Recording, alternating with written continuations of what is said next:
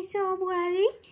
আমি জানো তাত তোৰ কোনো দুখ নাই, কিন্তু এই সমাজখনৰ মানুহবোৰে তোৰ কপালত আকৌ সেই ধৰ্ষিতাৰ লেবেলটো লগাই দিছে নহয়।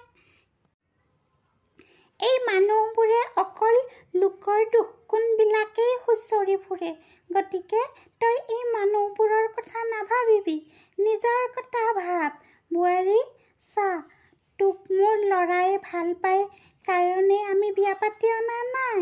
ইয়াত আমাৰো সমৰ্থন আছে, সেয়েহে তোক আমি বিয়া পাতি আনিছোঁ।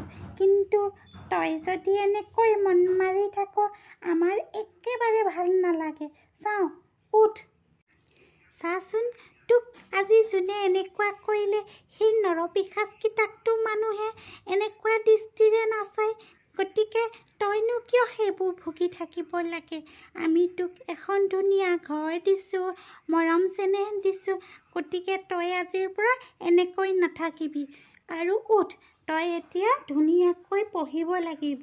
এই সমাজখনক মানুহবোৰে তোক যেনেকৈ হাঁহিছে, তই এনেকুৱা মানুহবোৰক এদিন তেওঁলোকে যাতে তোক চালাম কৰে, তেনেকুৱা হ'বলৈ তই চেষ্টা কৰিব লাগিব।